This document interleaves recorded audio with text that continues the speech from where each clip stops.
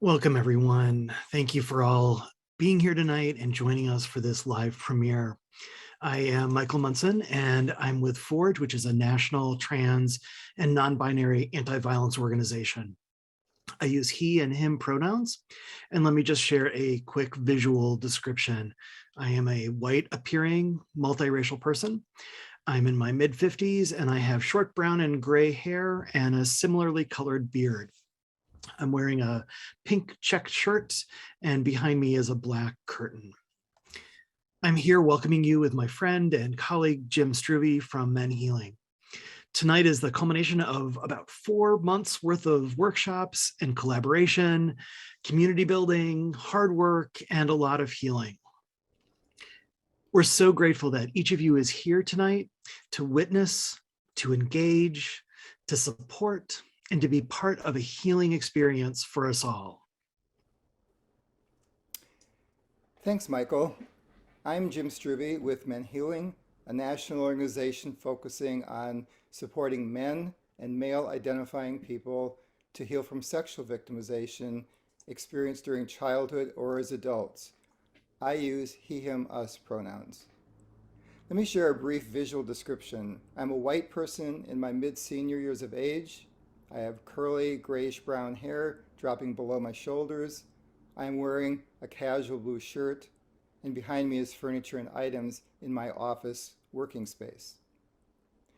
Men Healing conducted a similar narrative-driven healing project last year, a collaboration with the Men's Story Project to focus on male survivors. The success of that project was reflected in the deep sense of connection and community that enriched the lives of the presenters, as well as the profound impacts that resulted from those men sharing their stories out into the world. The already existing partnership between Men Healing and Forge provided a natural opportunity for extending our collaboration to an innovative project with a specific focus on trans and non-binary survivors, individuals who all too often still remain invisible and overlooked. As a collective of presenters, coaches, facilitators, and supportive others, we are filled with so many emotions as we reach this point in the project of sharing it with all of you who are attending this evening or watching the archived recording. This Speak Out project journey has brought forward our own overlapping values of integrity, transparency, compassion, empowerment, and much more.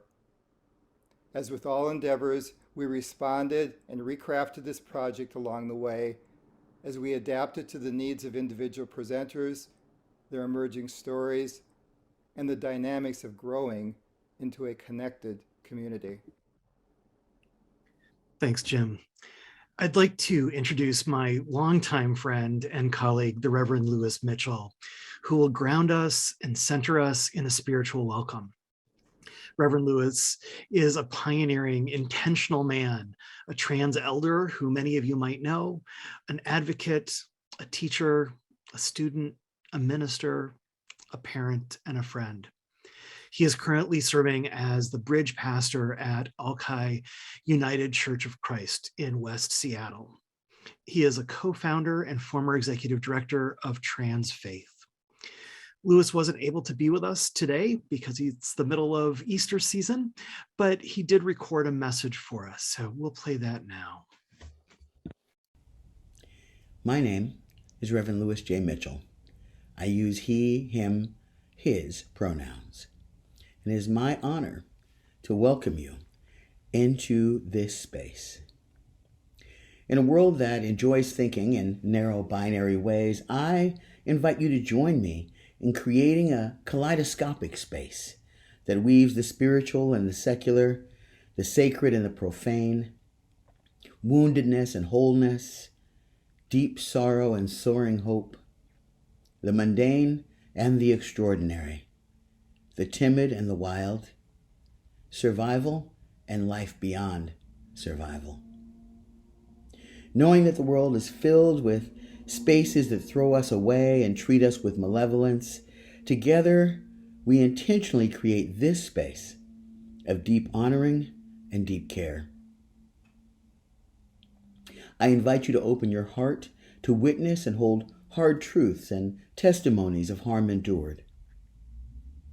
I invite you to be in support of the voices of those who have survived challenge, abuse, hardship, those who have been unheard, unseen, and unsupported by families, systems, and laws. I invite you to remember that our strength and vitality have come at no small cost and are worthy to be celebrated. I invite you to stretch for the groundswell of power of our shared histories, remembering all that have come before us, those whose slavery and servitude built our buildings and institutions while having little access to them, and those on whose stolen lands we reside. I invite you to welcome our ancestors and to honor the earth, the mother of us all. In this time, we will share together. We will thank those who share with us, and we will thank all of you who will listen with openness and care. And finally, I invite you to center yourselves by taking a few deep breaths and bringing your whole self to this time, to lean in, to listen, to honor. I invite you to make a commitment during our journey together to take care of yourselves. Step away if you need to. Take nourishment and water. Be good to yourselves. It is my hope and my prayer that we will, at the end of our time, feel a deeper affinity for love, for justice, for peace, and for the inherent worth of every living thing. Amen and Ashe.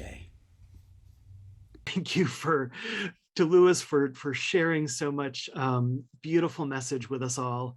And I know that he will forgive me for forgetting to share the screen and then forgetting to unmute myself. So I'd like to move on and thank more of our people that have helped make tonight possible.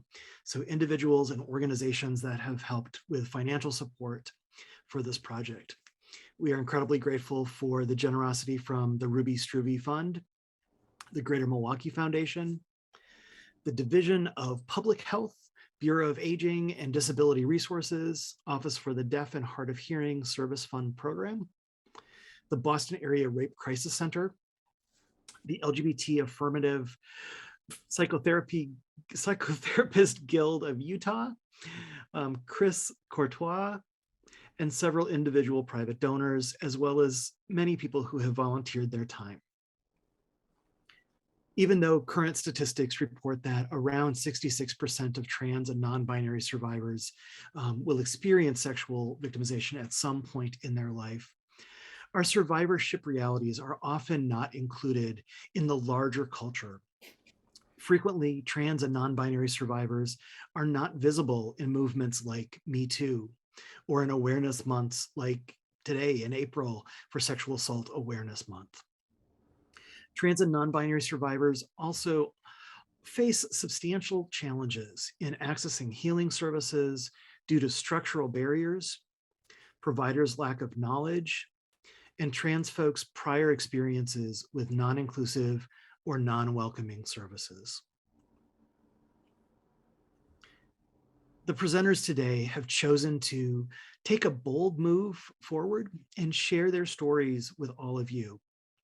Reaching beyond the binary of narrative storytelling, the presenters will engage each of you with their dynamic and engaging approaches. Each presenter offers hope and inspiration about the process of healing.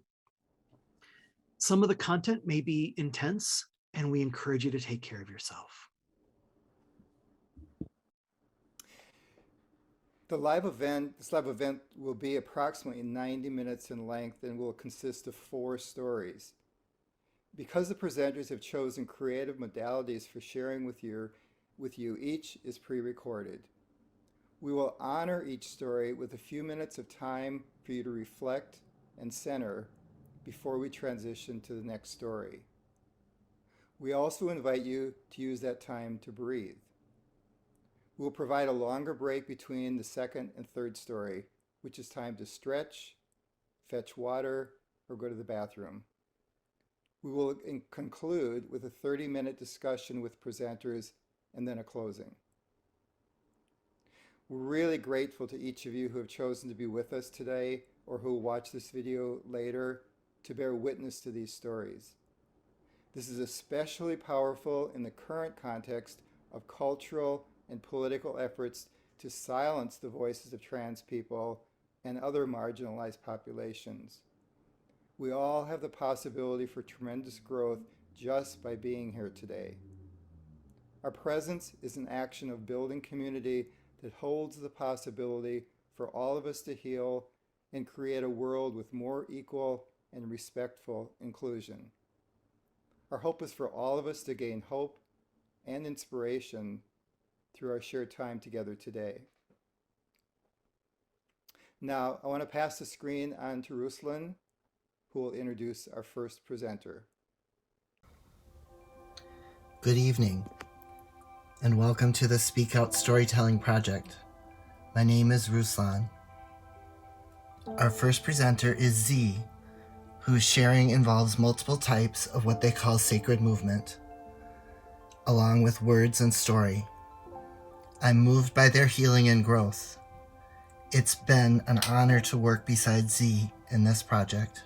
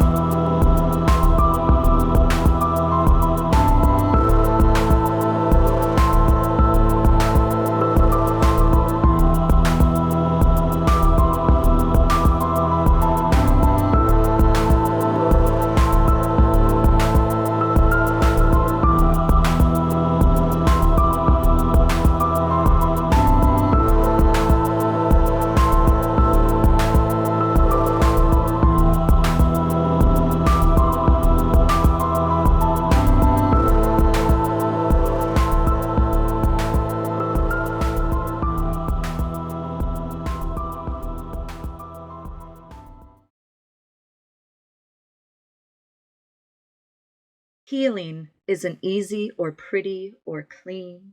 It is messy and petty and mean. She hides in the darkness waiting to speak, but the words never come and leaves feeling weak.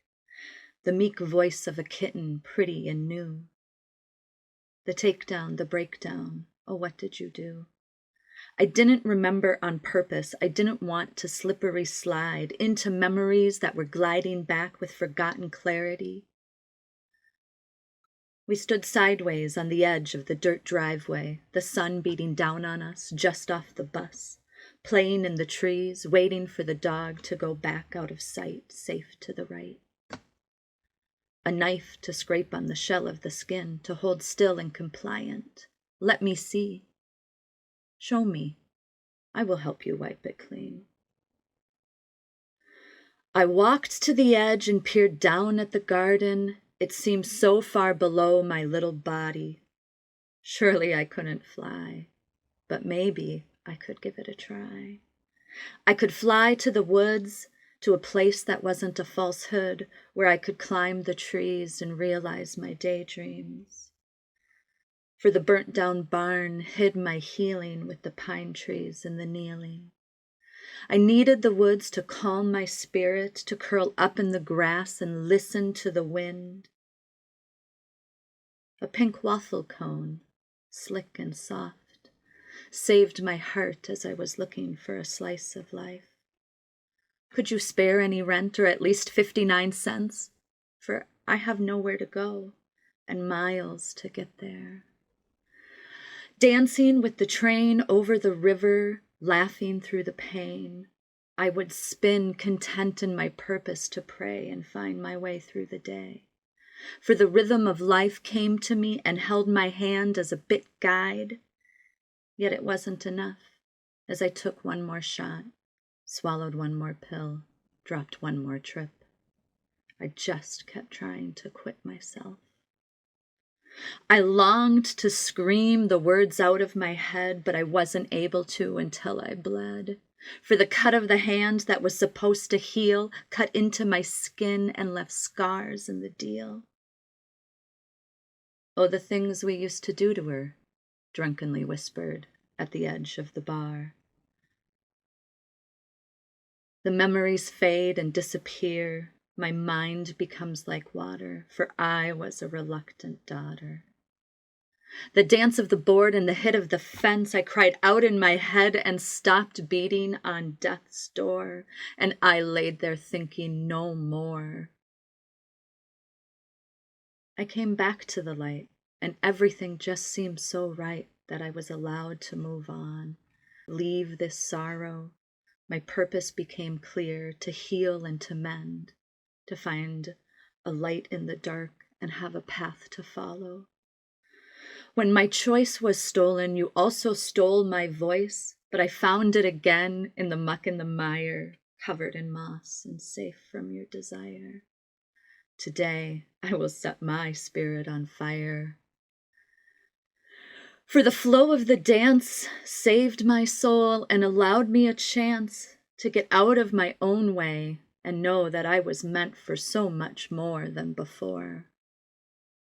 For I will win, whether you cheer for me or not.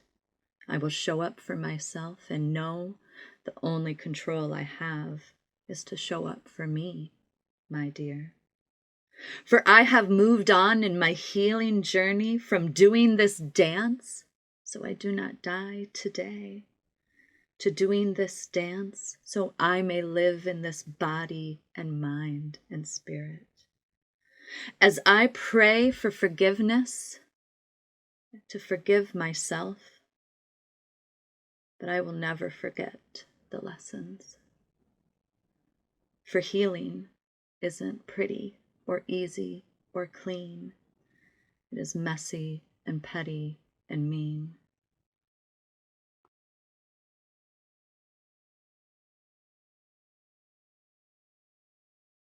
As I leave this time with you tonight, I hope you leave this space filled with light and wonder. I hope you get everything that you desire that was meant for you, and you give everything back in support of another. And I hope you do something that terrifies you and pushes you to growth. I hope you see life as a breakthrough moment and think to yourself, I'm not sure I can do that. But then do it and go, wow, look what I just did. And then do it again and again and again. And I hope you win in love and breathe in the wonder of this world. for you are the reason and the blessing onto this space. Do not forget you have a choice and a voice. Do not forget love. Thank you.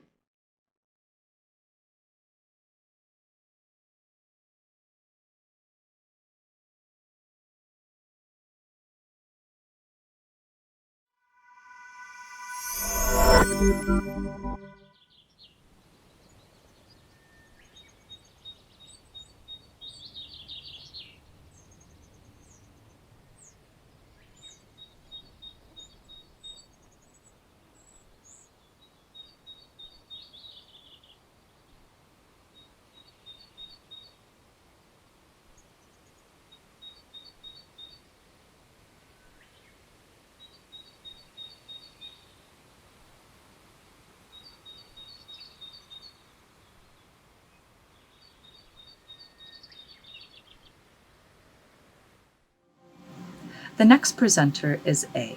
Our work over the past 4 months has allowed many of us who are non-binary to bring forward our complex identities and experiences.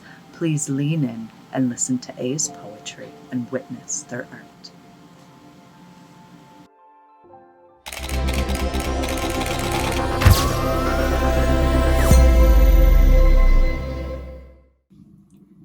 Hi, my name is A. Powell, and my pronouns are they, them. I live in St. John's, Newfoundland, which is in Canada, and I am part of the Speak Out Project.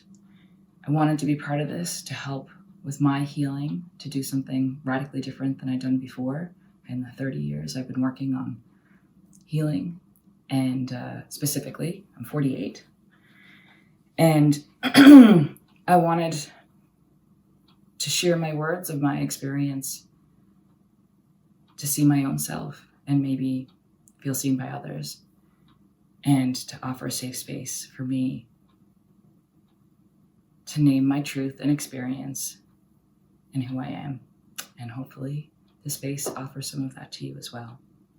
I've taken 3 poems that I've written and cut them into stanzas and lines, and I'm going to randomly pull them out of this bowl. So I am going to be as surprised as you are as to what arises. I feel like that's a reflection of how trauma shows up in our lives, in our bodies, in our minds, in our emotions, that something just arises, it comes out of nowhere, and we're not sure what it's going to be or how we're going to feel, or sometimes even how are we going to get through this moment.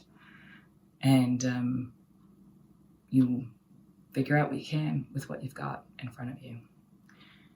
And sometimes that looks great and looks like resilience, and other times that's really hard and messy and looks like I don't know what I'm doing and I'm just getting through. And all of it is part of living with it. And that's my belief, is that it's about learning how to live with it in the moment. There is no end in terms of now it's all done and tidied up with a little bow. We're always in process till our last breath.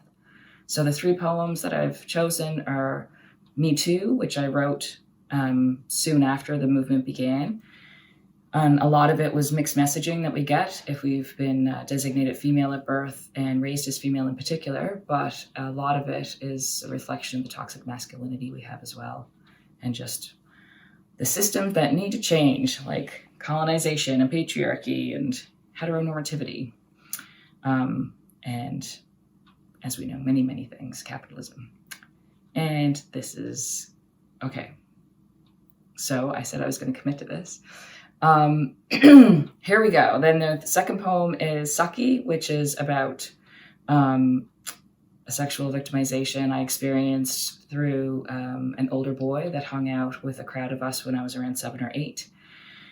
And I wrote that about a year ago. And the last one's one very recent, just last November, after I had had a short-lived situationship with somebody, which was the first time interacting in a sexual, romantic, and intimate way with another human being since I'd really come into my own in terms of my gender and sexuality and just being me instead of living a life I thought I should be living or what other people wanted. And I'm also going to randomly pick up pieces of my art. Some pieces are finished, some are half finished, and it's all just part of the piece. It's going to feel disconnected and somewhat aflow at the same time, which again is a reflection, I think, of our experiences in life and trauma. And then it will end. Thank you so much for being with me on this journey, and I hope it offers you some healing as well.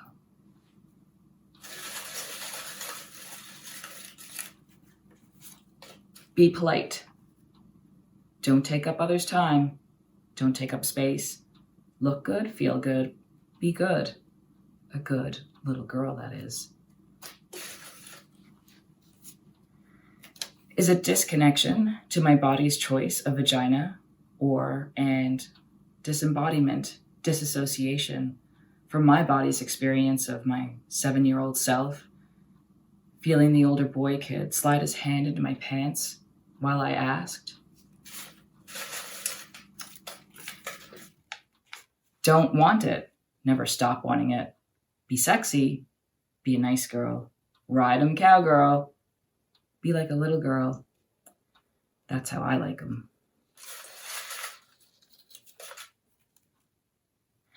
People are less angry with me then.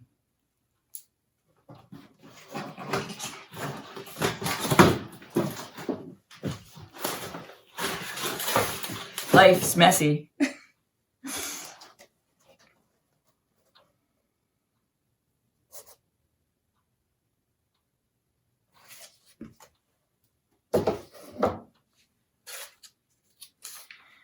What the fuck's wrong with you? Everything. Look nice for the camera. Let's see that pretty smile.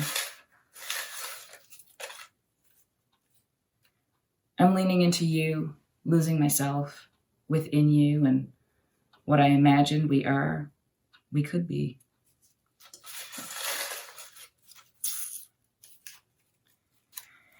Yet my female anatomy betrays the male me from its entirety, forsook for 4+3 me, who kneels in pain and bewilderment in front of the boy kid, frozen for 40+1. When is it done? So I rise into your palm and we both sigh inside, moving aside the lines of nakedness of all kinds to find some kind of comfort inside.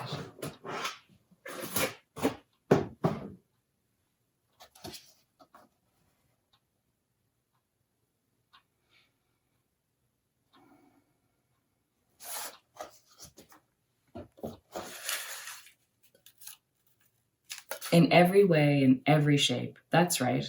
I'm your worst fucking nightmare. Right now, for tomorrow, I think, and maybe the next day.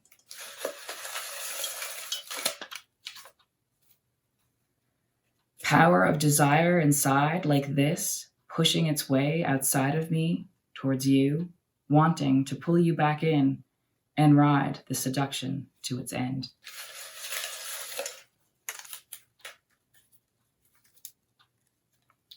I already caused so much trouble. This is the least I can do.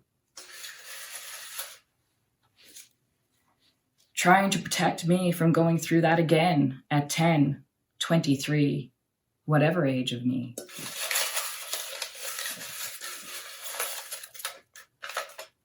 Put on a skirt. Let me see that ass. Now I have to have me some of that, and it's all your fault. Come here, sweetheart.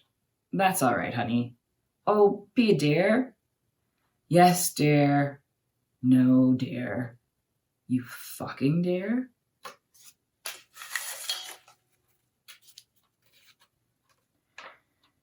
Penis fills my 7-year-old mouth, taking up all the space.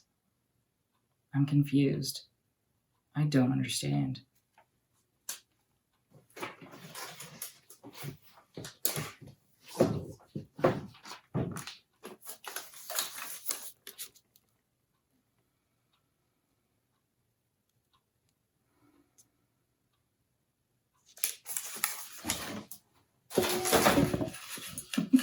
almost lost it there, but has clearly hauled me away from what I, my body, my energy wanted now. My radical honesty with you about this part of me, this experience inside me, this division without a vision. He said he had a secret to tell me about Andy, the boy I like. I don't like this boy. Fuck that. Fuck this. Fuck you. Fuck they. Fuck me. I'm gonna tell you how it's gonna fucking be.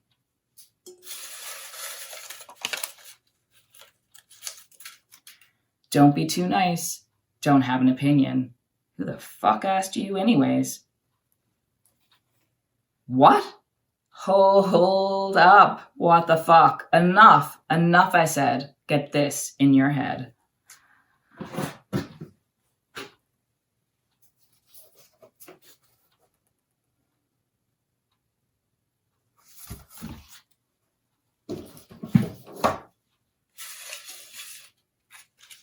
So I roll my body closer to you, away from me. He told me I was being a good girl. I really want to be a good girl.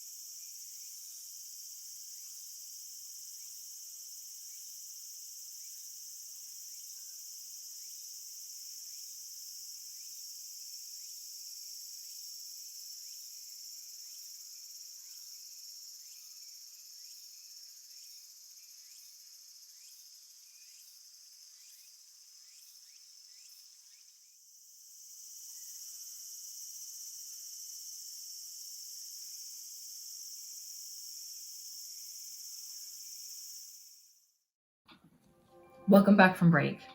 Our next presenter is John, whose story is powerful, piercing, and very challenging.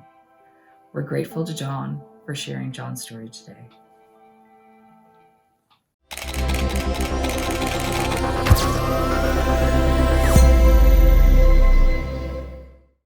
Hello all, I'm John Clark, a bisexual, non-binary gendered person. Being politically active since I was a teenager, I've fought U.S. imperialism for our rights as working people, as a rank-and-file industrial organization unionist, for an environment that remains hospitable for humans, for a justice system less criminal, and for gaining my rights and my health care as a non-binary bisexual person. Currently, I'm a restaurant worker in Washington, D.C., facilitate a gender-expansive support group at Whitman Walker Health, and sit on the planning committee of Genderqueer DC. I was first victimized sexually as a young child. Some of my earliest memories are being abused by my teenage cousin. That only ended when he was almost caught. He had me tied up in the tool shed, and my father came looking for us. Then at 9, I was victimized by my sister's best friend. These traumas and others have followed me through to adulthood. I feel that my abusers stole my innocence and left me broken. When I was a young adult, an older friend sent me to a counselor. I was drinking heavily and sleeping around during the AIDS crisis and needed help to get my life back on track. While most of my partners until that time had been male, I had started dating women as well. My counselor wouldn't allow us to discuss bisexuality in group, so while he helped me get me back on my feet, my sexuality, gender, and history of sexual violence never got addressed. What resources that existed at the time about male childhood victims promoted the idea that homosexual imprinting was often the result of abuse. It wasn't until I was in my mid-30s and with my partner over a decade that I confided my history of childhood sexual violence. What helped me begin to process the trauma was joining a support group for gay and bisexual male survivors at the DC Rape Crisis Center. Being in this group helped me witness others facing similar issues, and that my trauma didn't cause my sexual orientation or gender. When the group ended, I was unable to continue therapy. Later, I understood that while opening up about my history of trauma, I still had a lot of processing to do. I now describe it as being cut open to remove a cancer, but never being sewn back up. I joined the local bisexual community. That helped me learn not to hate my sexuality, and I found transgender people. I learned the words for how I had felt my whole life working with other genderqueer people, but I was unable to get the care or any direction for transition. I mitigated my gender dysphoria through body piercings, shaving, various rounds of naturopathy, growing out my hair, and dressing androgynously. That helped some. Years later, when the standards of care were updated to include third gender people, I began looking for resources to transition. I recommitted to becoming more active in the LGBTQIA+ communities and helped found a mixed gender bisexual group. I co-founded a bisexual podcast, and there I explored transgender topics. I started attending local transgender support groups, later becoming a leader in one of those groups. While transition helped me live my life more fully, I began dealing with discrimination and harassment at levels I had not faced before. My attitude was always to just keep moving forward and not let these violations set me back. That seemed to work for a while. But a few days before Halloween in 2018, I was raped late at night on my way home from community events. It was a cold, rainy Friday evening, and it was a busy one for me, starting out catching a bus downtown to support a friend's event for Intersex Awareness Day, then uptown for a bisexual community event. I stayed too late and missed the last metro train home, which meant late night buses. In the back of one of those buses were a group of young men discussing their prison stays. Unknown to me at the time, one would follow me off the bus, one who targeted me because he knew I was trans. I was forced to watch him follow me off that bus during my second interview at Metro Transit Police Headquarters. From Saturday until Tuesday, I was checked out. On Sunday, I messaged my primary care provider to get post-exposure prophylaxis. I've learned from my colleagues in transgender rights and support communities that many of us contract STDs through rape and sexual assault. I knew I had 72 hours to start treatment, so even in my fog, I was able to get the needed shots and pills.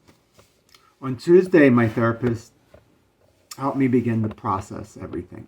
I went home that evening and told my partner I was raped, sent a message to the Metro Transit Police the next day, and had a text conversation with RAIN's National Sexual Assault Hotline. That led me to the Network for Victims Recovery of DC, who provided me with a caseworker. She accompanied me to file the report with the Metropolitan Police Department, but because the crime happened on Metro property, they claimed jurisdiction. My second interview with Metro Transit Police left me feeling assaulted again. This happened without a female detective in the room to protect me from the accusations from the male detective that I was asking for it and proof that I wasn't. It's common when investigating crimes of sexual violence that we are victimized by those who are supposed to be our champions. Without my caseworker being there, this would have been an even more traumatic experience. We depended on Metro Transit Police Detective and the U.S. Attorney's Office to be in contact with us about the case. Autumn passed into winter without updates. My caseworker kept trying but got silence, excuses, or just put off. In early February, while going through a local blog, I found a seeking to identify post from Metro Transit Police, including pictures of the man who attacked me. That episode dragged me down even further. We tried to get approval from the DC Crime Victims Compensation Program so that I could get psychiatric care. While I had an individual therapist and a group therapist, I needed to be medicated in order to help recover. Finally, after getting approval and getting care, we were subsequently told that I was rejected. Not having money to pay, I went into arrears with my provider. My caseworker kept trying to get compensation and to find out the status of the case. It wasn't until summer that we learned from the U.S. Attorney's Office that the case had been dropped in spring, but it had never been communicated to us. I felt re-victimized learning this until news broke that the office was only prosecuting a tiny percentage of reported hate crimes in D.C.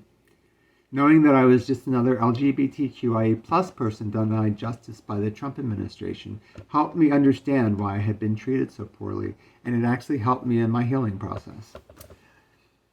Too often, sexual violence enters the spectacle with none of the issues victims need to recover present. The lack of content warnings proves that our interests as survivors aren't considered. I should have been warned about the images of my perpetrator online before coming across them. When rape is the topic, sometimes there's a hotline at the end of the episode or a report. But to me, media tends to exploit sexual violence to promote an agenda, to virtue signal, or to entertain an audience. Only good victims are allowed sympathy, and they tend to be middle-class, virtuous women or girls. The rest of us are left without a voice. Because we don't fit into the common narrative, we are erased, made invisible. As I age, I've seen the climate change radically for gender and sexual minorities, as we have begun to gain some of our rights on paper.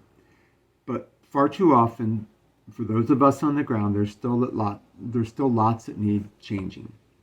From my own experience, one item rarely addressed is the impact of the high rate of sexual violence against those of us in LGBTQIA communities and the effect it has on us throughout our lives.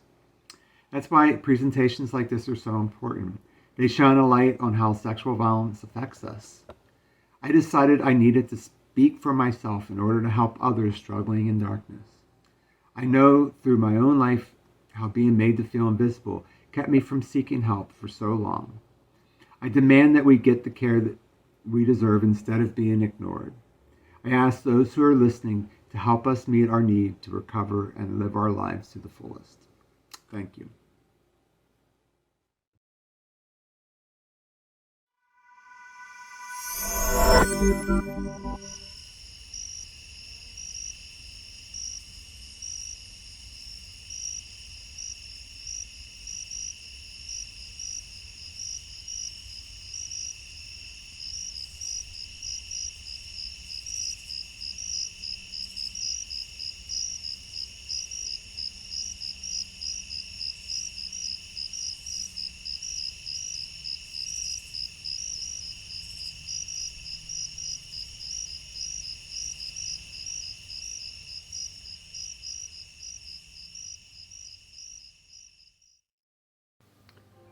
Our next presenter, Ruslan, gives us an amazing presentation of resilience through art.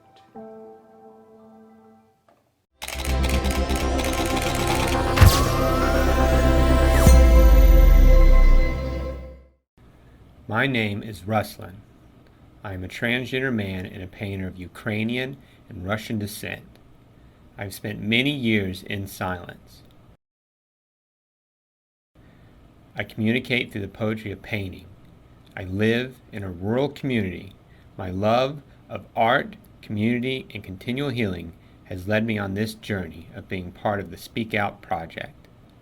I welcome you to be part of this journey with me, to immerse you in art, words, community, and healing. Much of the healing process is random. You set up ways to catch the light, catch the help, break down or unravel parts of the systems contributing to pain for yourself or others. Healing, in my experience, happens unevenly and in layers. Community may not look like a church picnic, but it's available if you look and try. So that my art is inclusive, I will continue to briefly describe each painting shown.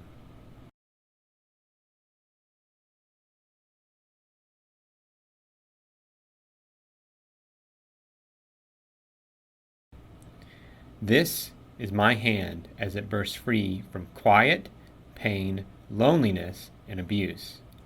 These paintings show the process of my healing.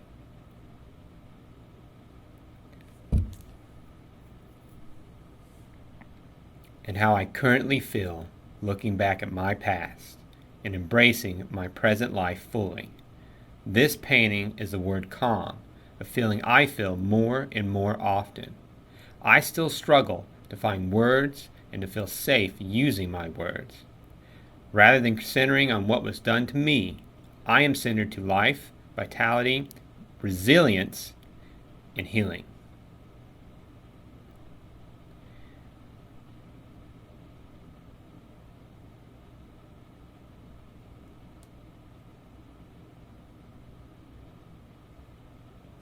This painting is of a purple eye, seeing community and hope shown by pieces of color within the pupil. It is easier for me to express myself non-verbally. These paintings tell a shortened story of what I once drowned in while swallowing orders to obey, to please others, but not myself.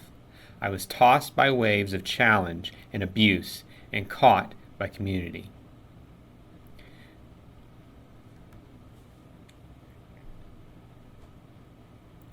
This painting is of an open gold-colored hand holding hope's pieces and colors showing fragments of insight and healing landing.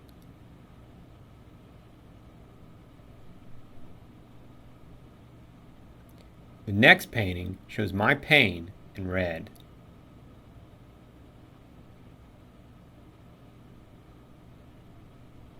I am caught by community, by multicolored random people, and events that help to heal me. I was caught by a web of humans and animals, of young and old therapists.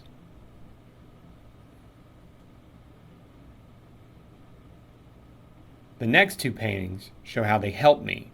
This one is the word enough, with rainbow-changing boundary dots surrounding it. I started with an older and amazing student therapist who was starting to work in later life, who had passed from this earth 10 years after helping me.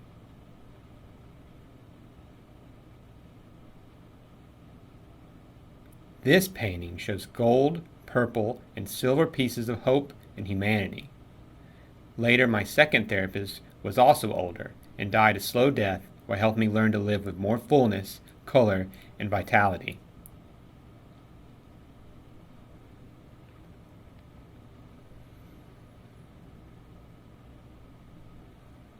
I created these paintings in layers, encouraged by community to try and to keep going.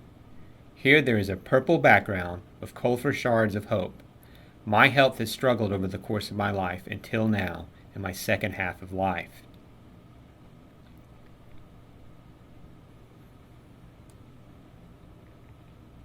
I live with life-threatening medical conditions in a world not designed for it.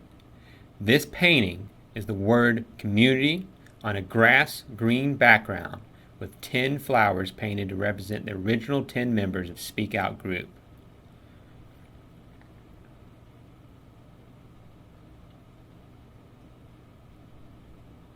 The first layers of this painting is the transgender flag, which also includes trans Black, Indigenous, and people of color, shown by colors of black, brown, light blue, light pink, and white. I am a Ukrainian and Russian transgender man with multiple physical and emotional disabilities, children, loving partners, and layers of experiences that have taught me to lean into anything that is good. That's healing for me. That's strong. That's pure in the deepest sense of the word in the world.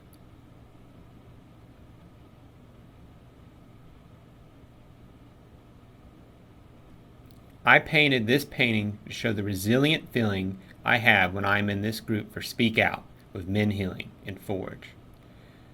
First, I painted a warm orange and red background, showing pain transforming.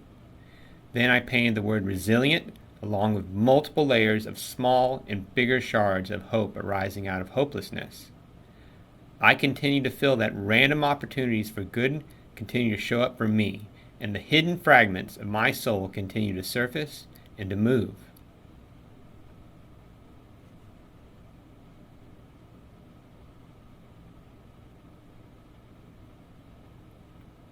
Here is a painting of many layers, showing fragments of hope arising from hopelessness in the past.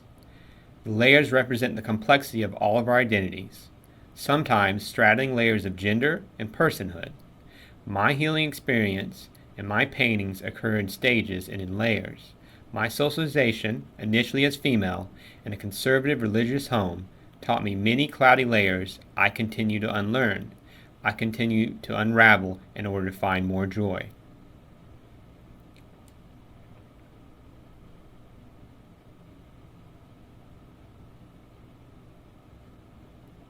This spiral is an earlier layer of this painting, showing the way through can be a complex circular spiral web.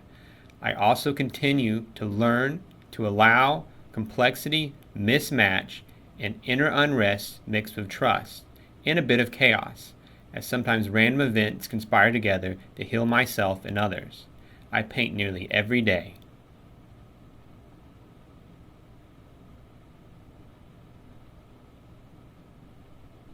Here is a return to the painting of the word calm. Now I show you the layered process with this painting of a tree that represents community, identity, and growth. I am here to say, keep going.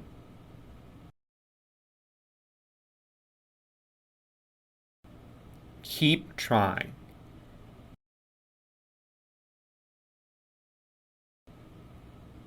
Be open to leaning into what is good.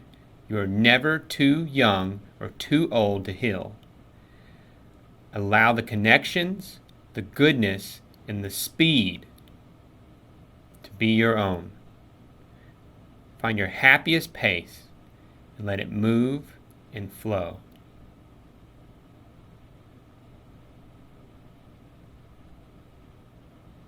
The pink to red horizontal layers here represent much gratitude to the leaders and mentors and presenters in our Speak Out program group.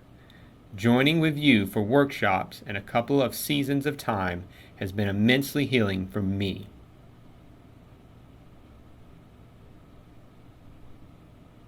Here is the return of the dream and the reality of growing resilient. Resilient forever.